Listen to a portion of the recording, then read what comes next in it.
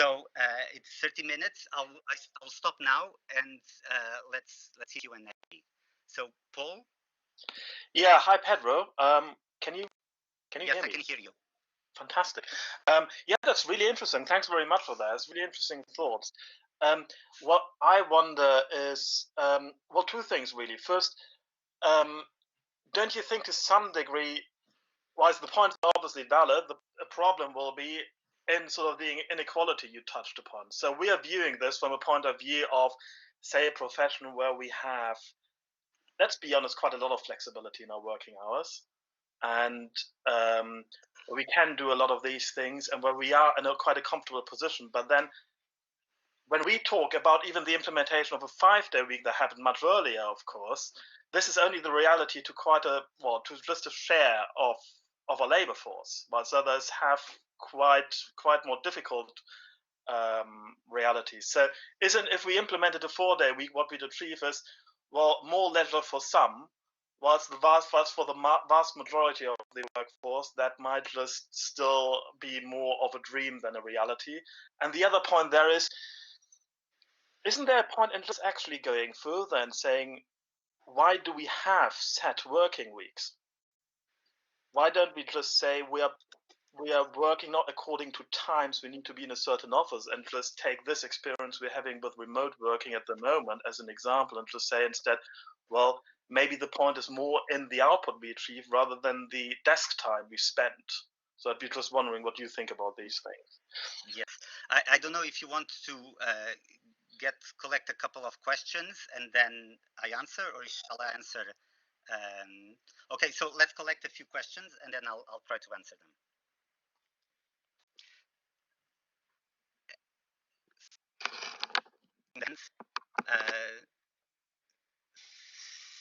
Go ahead. I don't know, Sandeep, Catherine. Well, sorry. No, go ahead, Sandeep. Sorry, it's my fault, Catherine. Pedro, we have discussed this before, but that was before COVID. Two questions. One is, you have this idea of the additional day off being a Friday. I've said to you before that I've thought of the idea that different people would take a different day off. So for some people, the additional day off would be a Monday, for some it would be Tuesday, and so on. And I was speaking then about the fact that it might reduce congestion.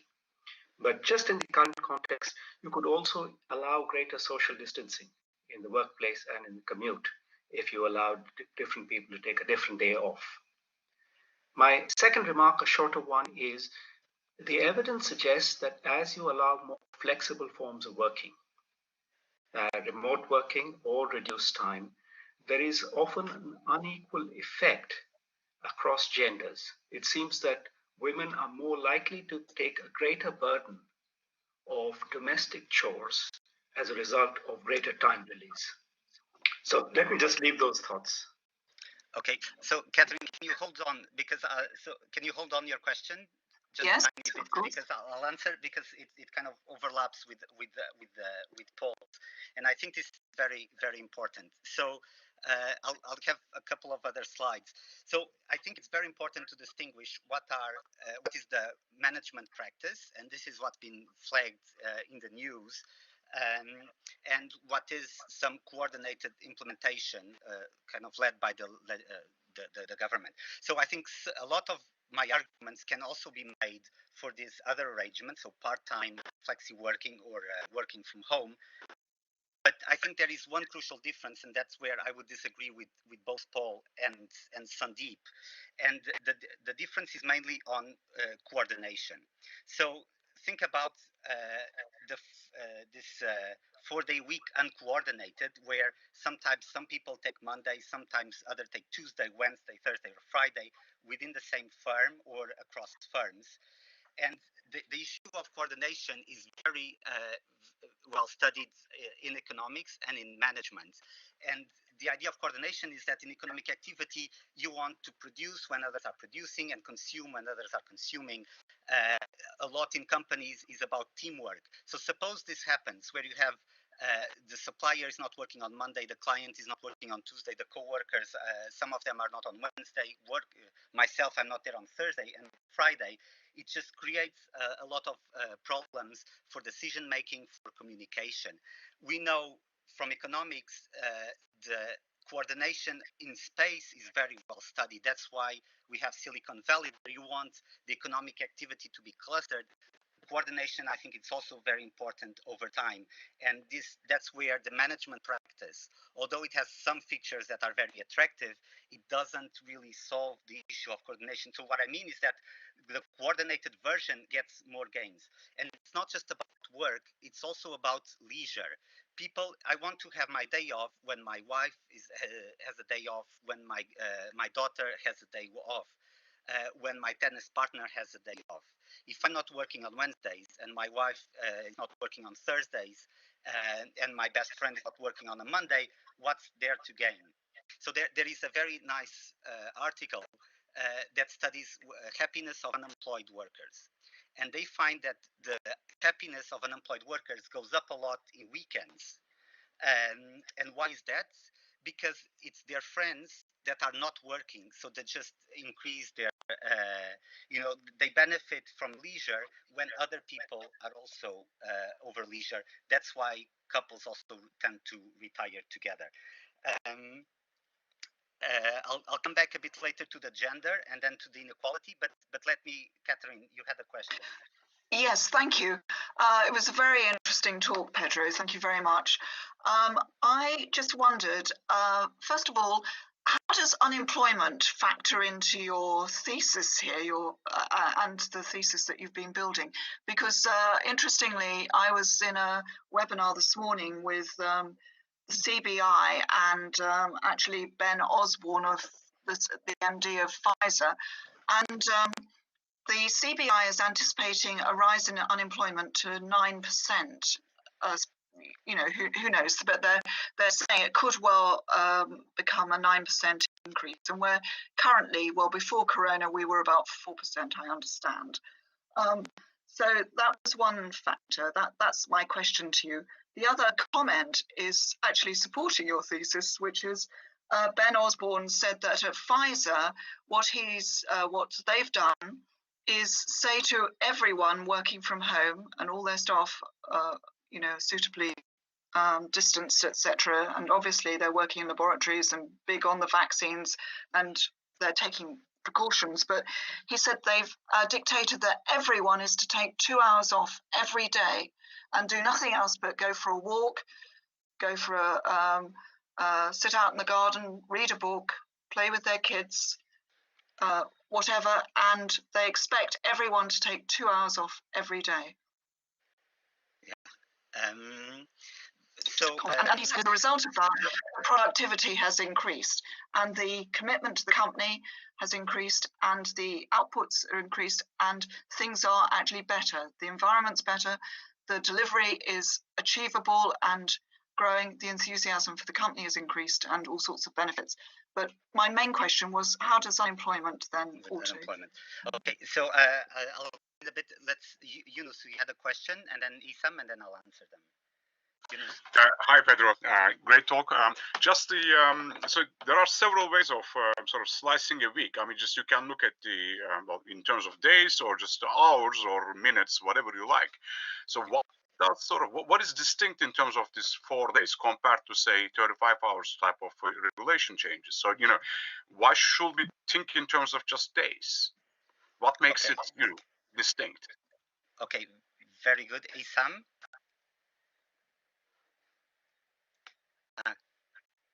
Hello, hi Pedro. Thanks for your talk. It was very interesting. I just wanted you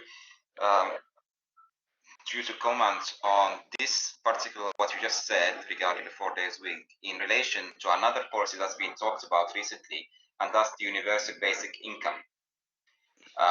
Would that work together? Would that something that would be, because I'm thinking that some of these things that are positive that you mentioned can be also achieved through to a basic income. For example, people taking the time to work on projects, more creative projects, new inventions and things like that. Thank you. Yes, thank you. So, okay, so on Yunus, you asked about for example, some countries are doing fewer hours a day and still the 5 days. And so the reason, if you can see the slides, sorry. So the biggest difference is about commuting. So that's one that distinguishes a lot. So if you work, let's say, seven hours instead of 8, as it was implemented in France, what happened is that you already have that fixed cost of going to work. And if you want to know the numbers, the average worker in Britain spends 139 hours per year commuting. That's 19 working days that you spend on the tube, and it's on the tube or in the train or in the car, and it just brings very well documented effects on health and mental health. And with just reducing 1 hour at work, you don't get that gain. That's why I think the 4-day week, these gains of coordination and the gains of commuting make it superior to these other, for example, the 35 hours. In France, when they implemented, what happened was workers were still working the same amount of hours, and that extra work was just counted as extra time, so they would have more days off or higher hours because they were already in the job. If you are already at work, living at 5 or at 6 is not a big difference. But if you don't go to work and you have the day off, then it is. Now, coming back to ESAMS, the universal the universal income, I think this is one of the crucial points. Why? So it was already before the pandemic. We had this very large government debt, and now the pandemic increases more the government debt, and it's going to expand the scope of government. Most likely, you want to have more things done by the government, healthcare, etc. So what it means is that the difference is that the minimum income is very costly. It's very costly to the income. You'll have to tax workers, but the 4-day working week is not. There's going to be a budgetary impact because the government is also an employer, but it's in terms of spending, it's not going to be. It's not a costly measure. That's why I think it's also a kind of a conservative, more than as Keynesian. So now coming back, so there's 2 points remaining. One on unemployment. So so definitely, and the other one on inequality that Paul raised. So this is coming back to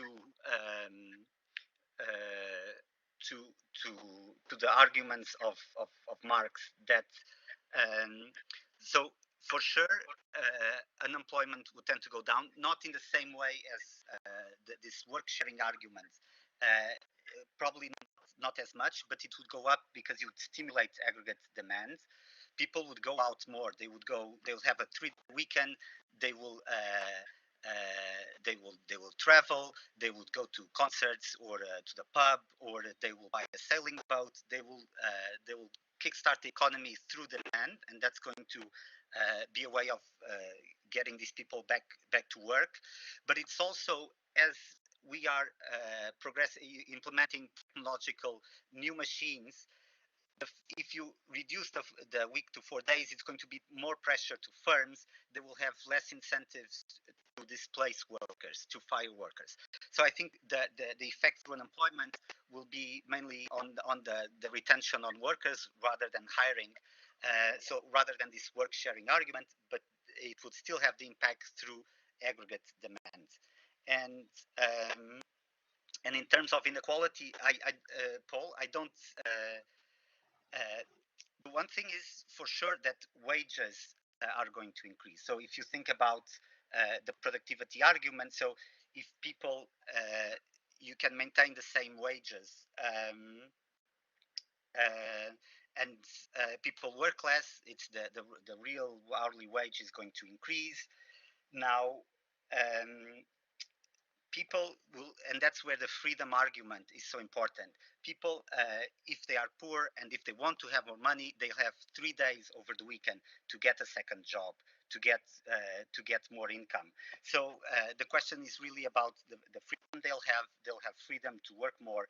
So I think in terms of inequality is I think it's unambiguous that it's going to reduce inequality.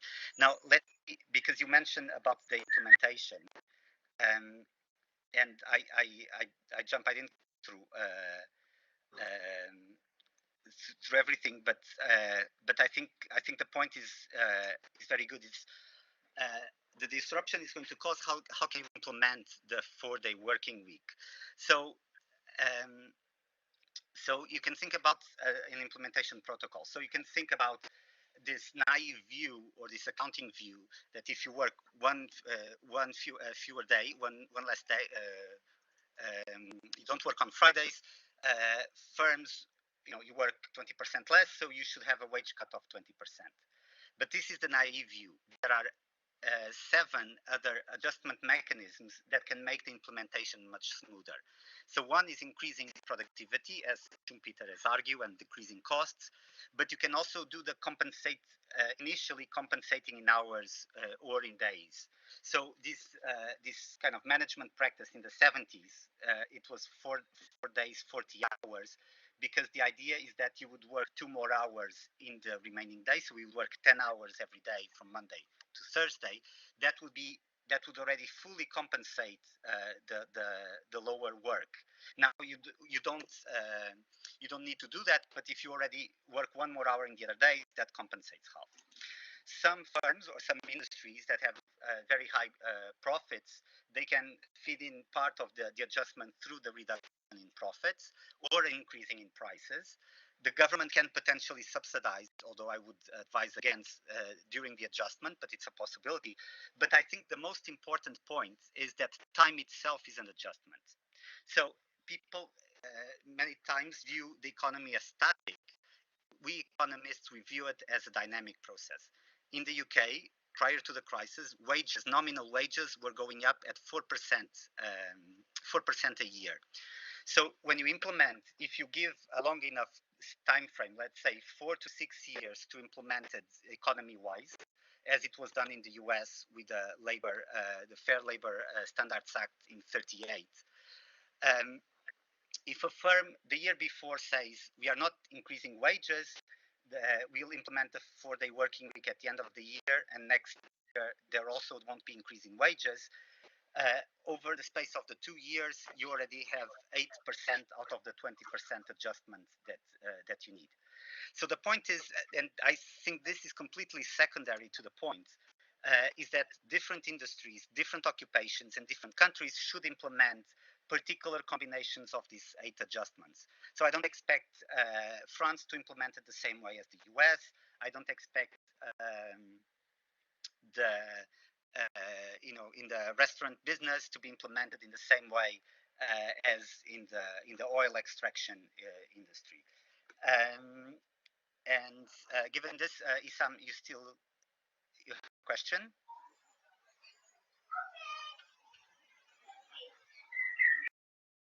No more questions from me.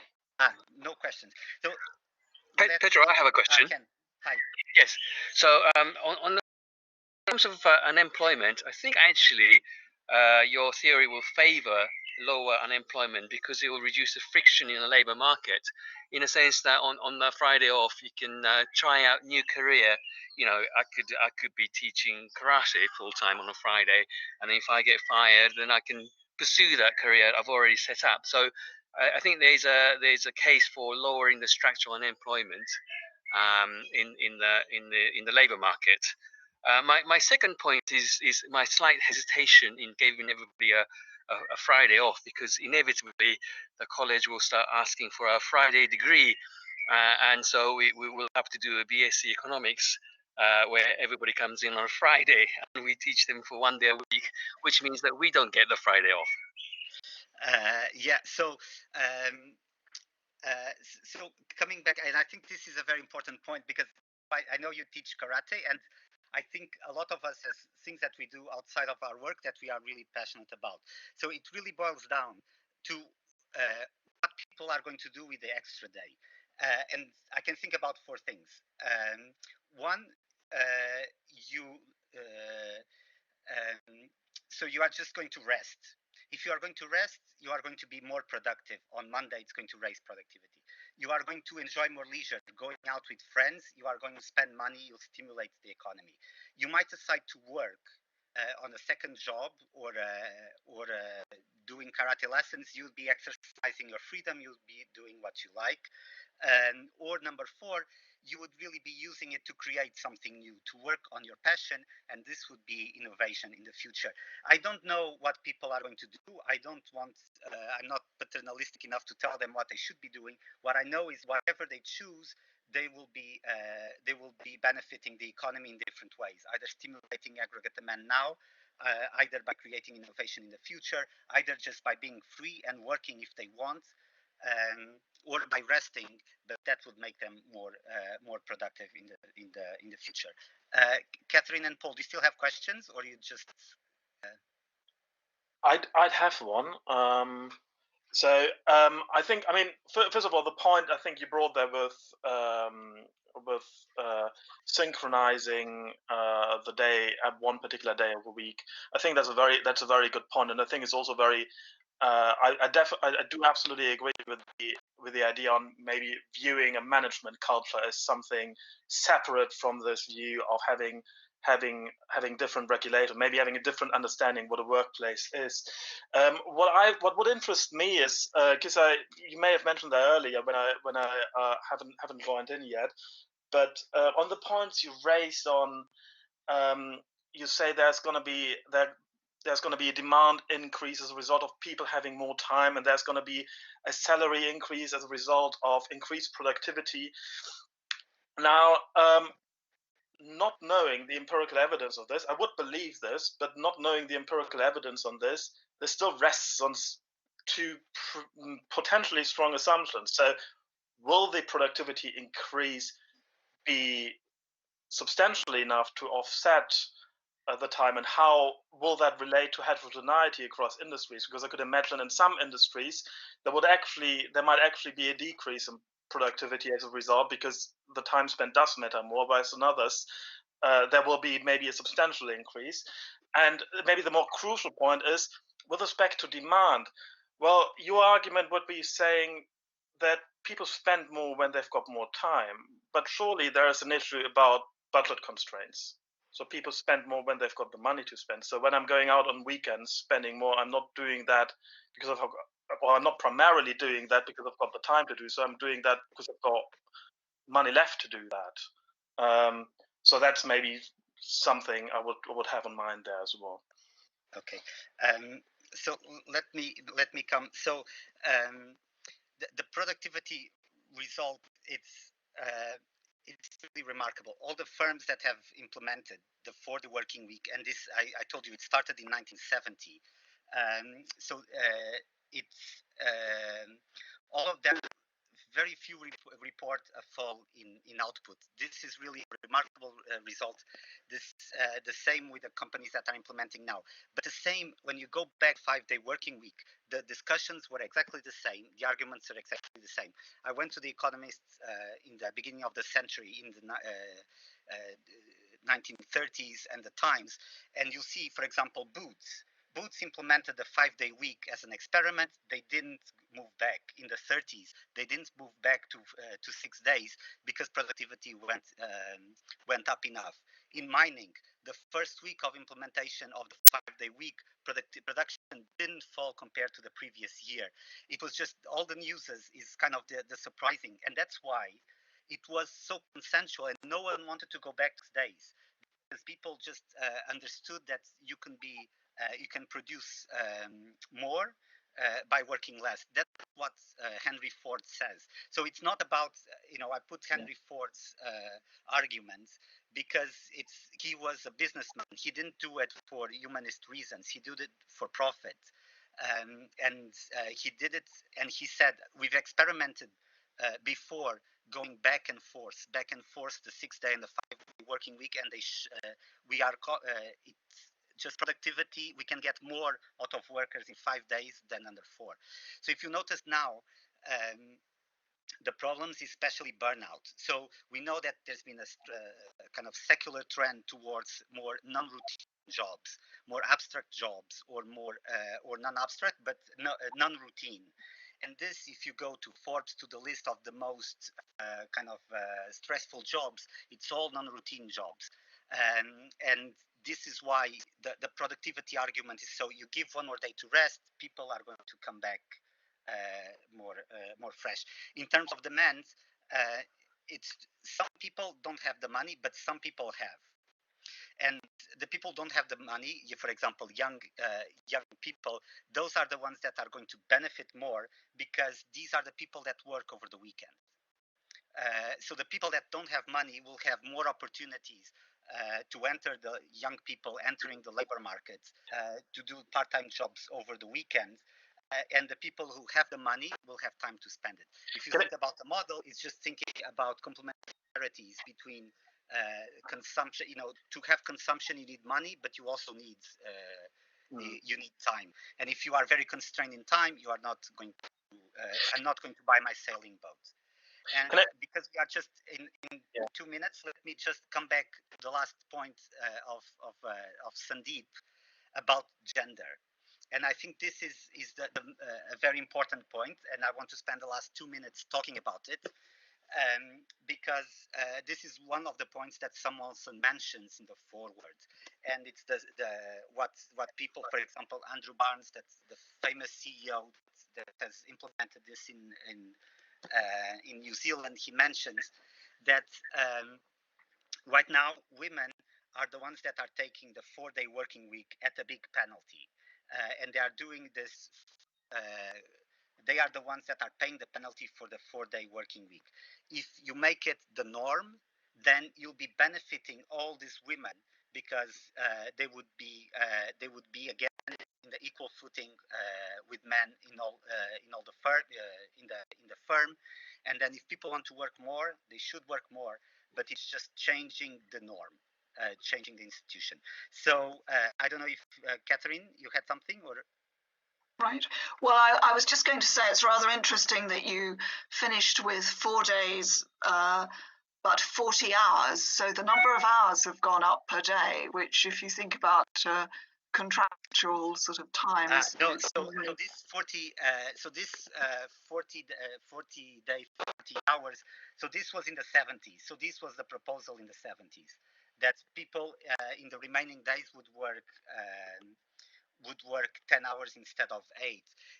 As of my proposal, I don't want to make a statement about how many hours people should work, because I think we should have enough flexibility. It's like getting married. So before you first decide to get married, and then after deciding to get married, you decide on the flowers, on if you want a DJ, or how many guests. So the important thing, I think, is to think about why we should have organized production and the week into 4 days. And then the second one is how we make the adjustments. And what I'm saying is that some countries might want to adjust hours, other countries might not. Some occupations might want to put more hours in the other days, some occupations might not, but we want to give enough flexibility. There is many different ways of doing this implementation protocol to accommodate different industries, different occupations, different countries. And it's 1 hour. So I don't know, Alice. Yeah, it's fine if people want to keep going for a few minutes. If there's a last question from Paul, that's fine. If you've got time, Pedro. Yeah, Paul, the last point. Yeah, I mean, as I agree with your point. This is all very interesting. I was just the things I was thinking about. Well, two really. I mean, one is your point is saying reducing a working week, and the evidence you have from a 5-day to a 4-day working week. I agree. This is quite remarkable indeed. But it sounds also a little bit anecdotal.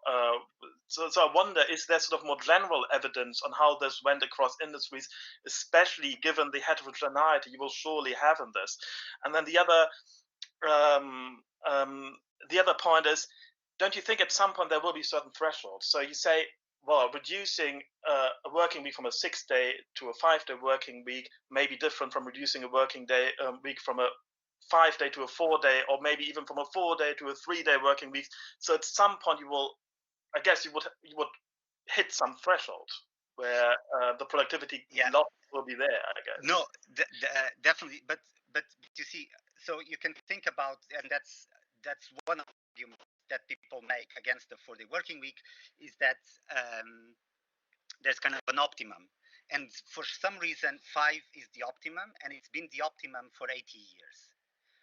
So the norm, for example, in the US became of the 5-day working week implemented through legislation was in 1940.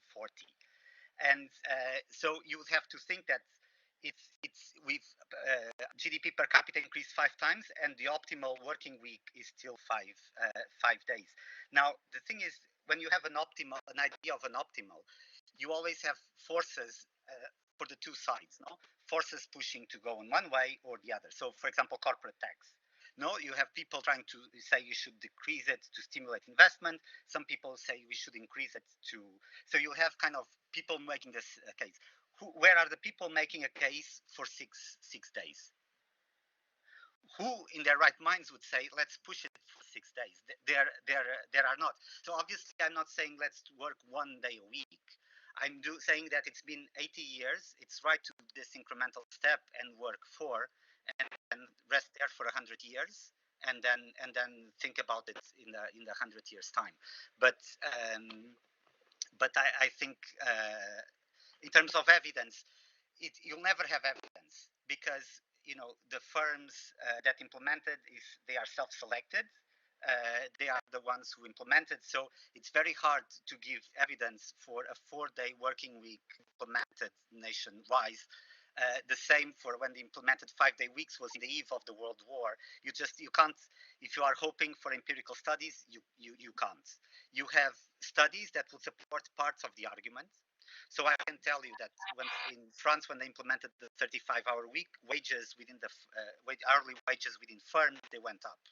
So that I can tell you that wages go up. The employment effects within the firm, and that's the idea of the work sharing, they weren't large. So the employment effects through the work sharing, they won't be there. They will be there through demand, but those will be invariably very hard to measure empirically. So we have to do this not a bit as a leap of faith, but a leap of faith from the same way as when we send someone to the moon. No, it's a leap of faith, but we have the science with us. So Alice? Yeah, brilliant. Okay, so thank you everyone for attending. I'm just going to say thank you to Pedro. That was brilliant. I thought that was incredibly interesting and a great start to our the seminars. So thanks for being Thank you. It was a pleasure to be the first. And we will put the recording up hopefully on socials on YouTube, but we'll try and make it available. And I'm just going to quickly share our session next week for those still in the room. There'll be an email about this as well. Our second talk in the series will be from Dr. Mirtha de Silva on Does Effective Evaluation Matter for the Success of University Business Collaborations, a sentiment analysis of University Business Collaboration Project reports. So that'll be the second one next week. And then we've got a few more. So look out for that email. But thank you again, Pedro. That was brilliant, and we'll share it online. So enjoy the 3-day weekend, everyone. 4-day week next week. Enjoy the bank holiday weekend. Bye. Brilliant. Thanks. Bye, everyone. Thanks, Alice. No worries. Bye.